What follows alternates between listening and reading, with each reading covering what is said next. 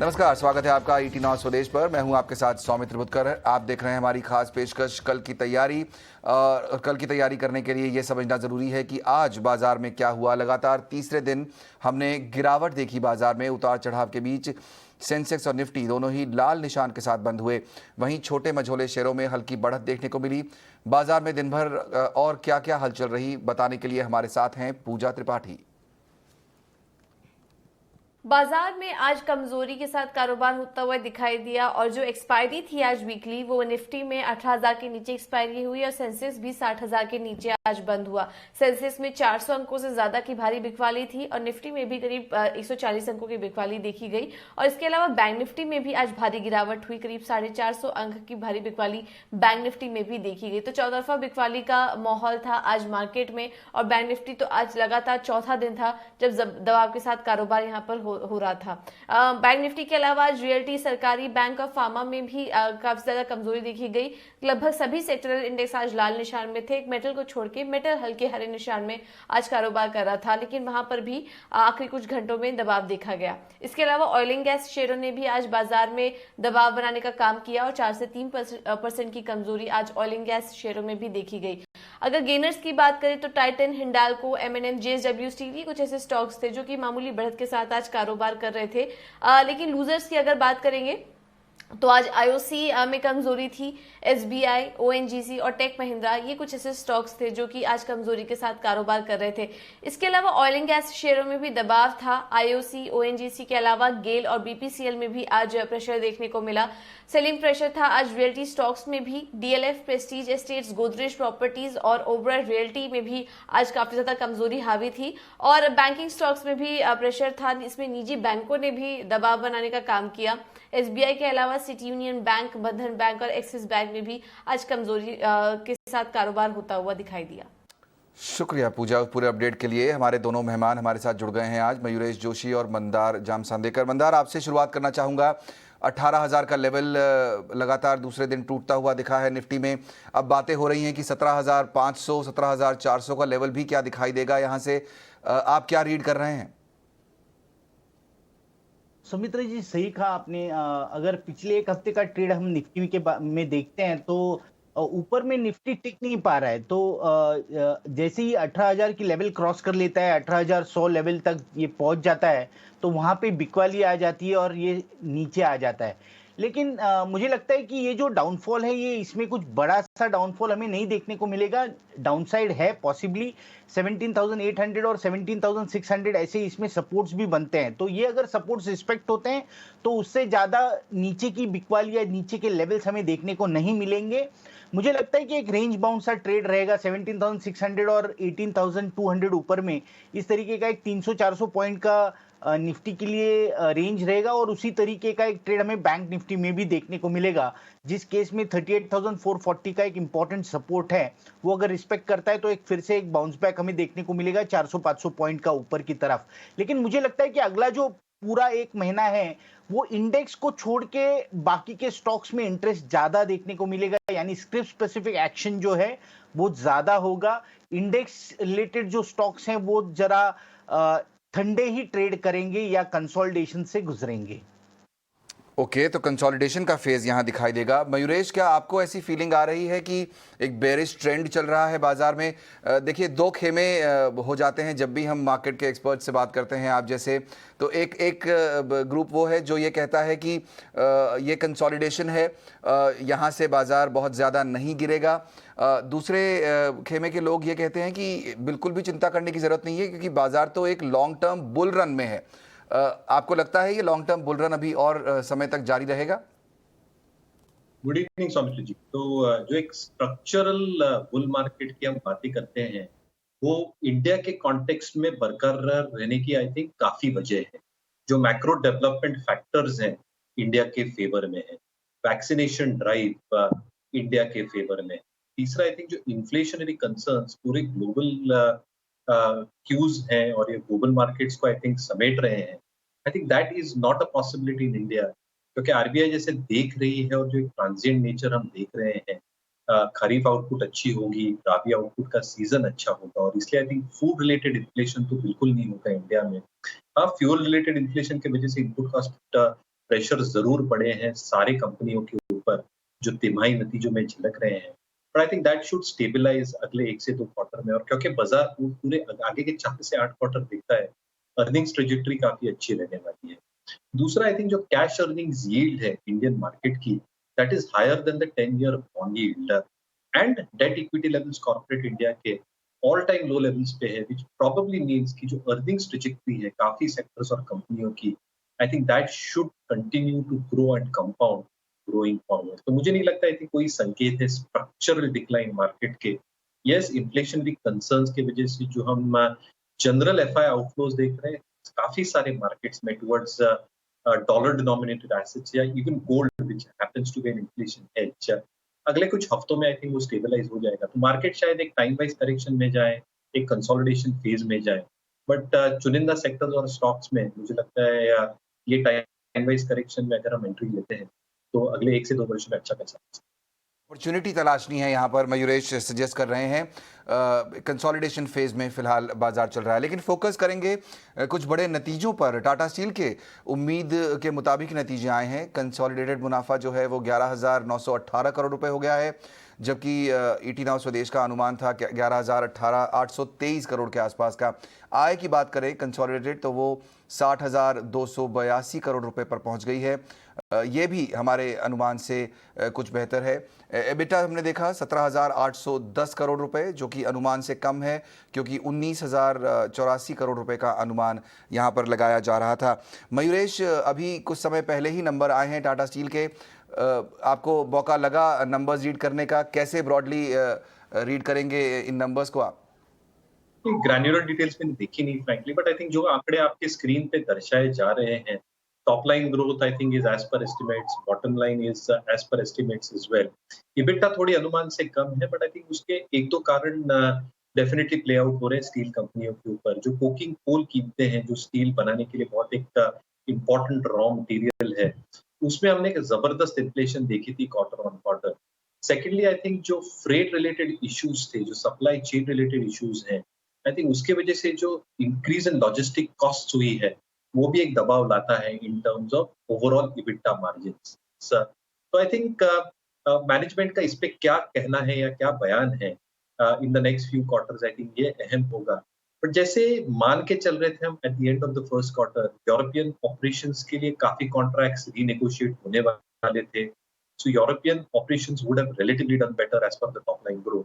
Volume growth I think ठीक ठाक हुई रहेगी बोथ इंडियन ऑपरेशंस के लिए और यूरोपियन ऑपरेशंस के लिए। इसलिए I think volume led growth, price growth would be decent. कहाँ तक I think input cost inflation का सवाल है, वो मार्जिन्स पे जरूर आई थिंक हावी हुआ है।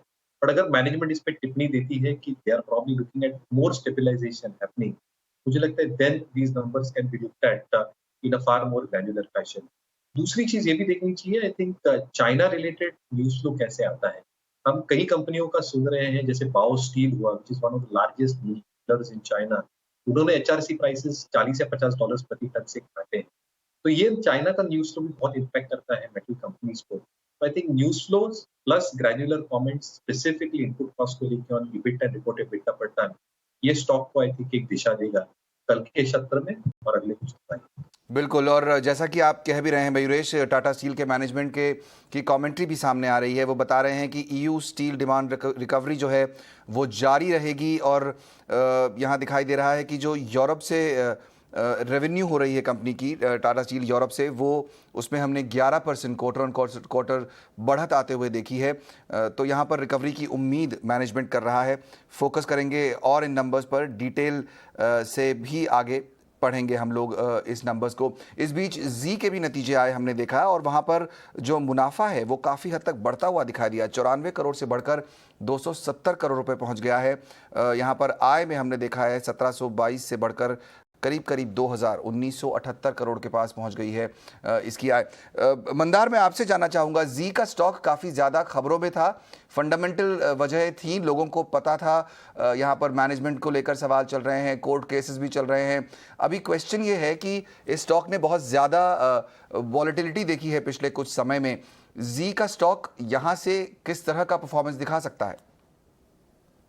सौमित्र जी, अगर जी का चार्ट देखते हैं तो ये न्यूज जो डेवलपमेंट्स और न्यूज जो फ्लो है उसके वजह से हमने एक पहली बात तो है कि सितंबर और अक्टूबर के दरमियान हमें एक बड़ी सी मूव भी देखने को मिली। 170 से ये स्टॉक ऊपर 360 तक चल चुका, लेकिन उसके बाद 2 महीनों से ये स्टॉक 300 और 320 की लेवल को पकड़ के चल रहा है। तो अगर देखते हैं तो बहुत नैरो रेंज है, नीचे में 290 के लेवल्स के आसपास सपोर्ट है इसमें, और ऊपर में 320 और 330 के लेवल्स पे रेजिस्टेंस है। तो अभी फिलहाल तो मेरा इस पे कुछ व्यू बनेगा नहीं, क्योंकि ये दो लेवल्स के बीच में ट्रेड कर रहा है। हाँ, लेकिन ऊपर की तरफ ये 330 का लेवल ब्रेक करके अगर ऊपर चलता है तो ऊपर की लेवल्स हमें जरूर देखने को मिलेगी। पहला तो पड़ाव 360 का होगा, उसके बाद 400 420 का होगा। लेकिन ये जो रेंज बाउंड ट्रेड है, ये जो दो लेवल्स के बीच में फिलहाल ये स्टॉक ट्रेड कर रहा है, इसमें पोजीशन अवॉइड करनी चाहिए, इसमें पोजीशन ना लें। रुकिए डायरेक्शन डिसाइड करने के लिए, जब कब ये डायरेक्शन डिसाइड करेगा उसके बाद हम अगर व्यू बनाते हैं इसमें तो वो ज्यादा बेहतर होगा। तो कौन सी लेवल्स वॉच करनी है? ऊपर में 320 और 330 का रेजिस्टेंस और नीचे में 290 का सपोर्ट। तो ये स्ट्रैटेजी जी पर दिखाई दे रही है। कुछ और नतीजों पर फोकस करते हैं। हीरो मोटोकॉर्प के नतीजे कल आने वाले हैं, क्या उम्मीद कर सकते हैं कंपनी से, बताने के लिए सृष्टि हमारे साथ हैं। Hero MotoCorp two wheeler space में आखिरी कंपनी जो नतीजे अपने पेश करेगी। सबसे ज़्यादा जो इनके नतीजों में इम्पैक्ट किया है वो कम वॉल्यूम्स ने इम्पैक्ट किया है, क्योंकि साल दर साल वहाँ पे 20% की हमें गिरावट देखने को मिली है। पर तिमाही दर तिमाही कंपनी की परफॉर्मेंस में सुधार हुआ है, क्योंकि वहाँ पे वॉल्यूम्स भी 40% की बढ़त दिखाई है।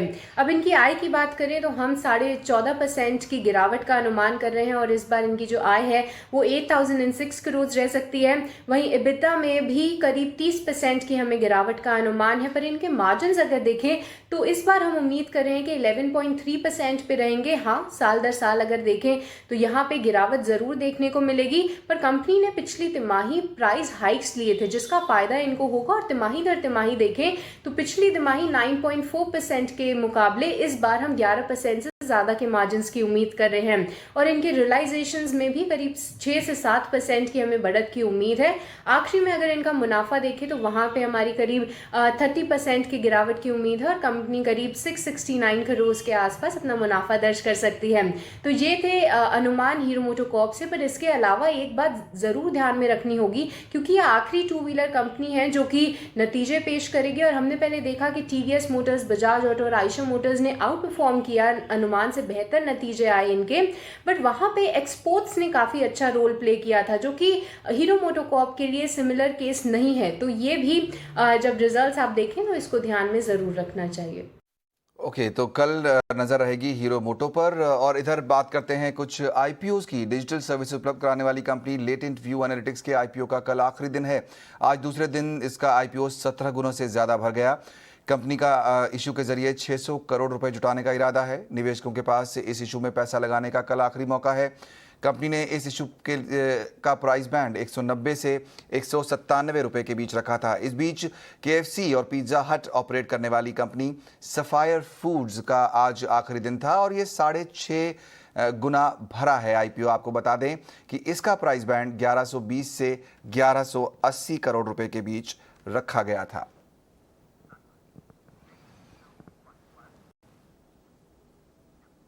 तो एक आईपीओ बंद हो चुका है, लेकिन दूसरे में मौका अभी कल भी बाकी है। इस बीच एक बड़ी खबर आपको बताएं, टाइम्स नाउ समिट में नागरिक उड्डयन मंत्री ज्योतिरादित्य सिंधिया ने कहा है कि सरकार जनवरी महीने तक एयर इंडिया को टाटा के हवाले कर देगी। इस मौके पर सिंधिया ने कहा कि एविएशन सेक्टर में हेल्दी कंपटीशन के लिए 3 से 4 प्लेयर्स होने जरूरी हैं। Probably the last 2 decades where you see an era in civil aviation where, as opposed to airlines being weeded out and closing down, you're actually going to see next year the birth of 2 new airlines. You're going to have a reborn avatar of Jet Airways, and you're going to see Akasa come into the fold, along with a new christened Air India. So I look forward to a greater value proposition for my customers, greater service delivery to my customers, and as far as the Air India transaction handing over, I'm looking at the 3rd week of January.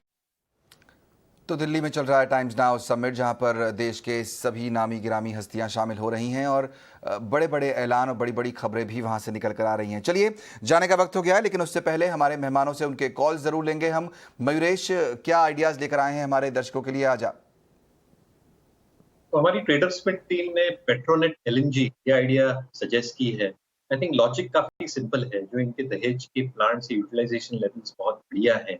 Offtake जो दहेज की 17.1 MMTPA की capacity है, 50.75 is already tied up, और बाकी का भी I think tie up होना लाजमी है अगले कुछ क्वार्टर्स में। However I think with cash flows improving और minimal capex being put forward, जो कैश फ्लो यील्ड है और जो डिविडेंड यील्ड है ये कंपनी की, ये 5-5.5% के जबरदस्त सपोर्ट देती है वैल्यूएशन को।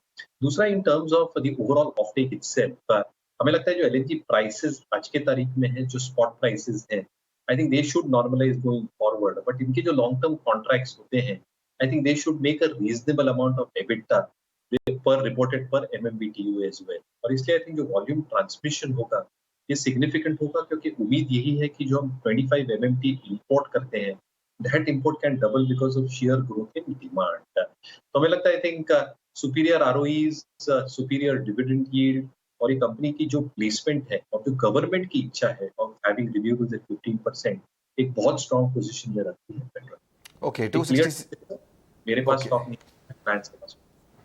ओके, 267 का टारगेट आप दे रहे हैं पेट्रोनेट पर। मंदार, 1 मिनट का समय, आपके कॉल्स भी जानना चाहेंगे। सौमित्र जी, 3 स्टॉक्स हैं। पहला तो है BEL। इसमें कंसोलिडेशन के बाद बढ़िया सी मूव, इसमें बाय बनता है। स्टॉप लॉस होगा 210 का, टारगेट होगा 245 का। दूसरा स्टॉक है RBL बैंक। इसमें बाय बनता है, स्टॉप लॉस होगा 200 का और ऊपर में टारगेट बनेगा 250 रुपए का। और तीसरा जो स्टॉक है लास्ट वाला, वो है मनप्पुरम। इसमें एक बाय बनता है, स्टॉप लॉस होगा 205 का और ऊपर में टारगेट होगा 240 का। ये तीनों स्टॉक्स जो हैं वो पोजिशनल बेसिस पे, यानी अगले कुछ दिनों में हमें इसमें मूव देखने को मिलेगी और ये स्टॉक्स मार्केट को आउट परफॉर्म कर सकते हैं। ओके, BEL, RBL बैंक और मनप्पुरम, यहाँ पर 3 स्टॉक्स मंदार की पसंद। बहुत बहुत शुक्रिया आप दोनों का ही आज कार्यक्रम में शामिल होने के लिए, और कल की तैयारी की पूरी टीम को दीजिए इजाज़त, लेकिन आप बने रहिए ET नाउ स्वदेश के साथ।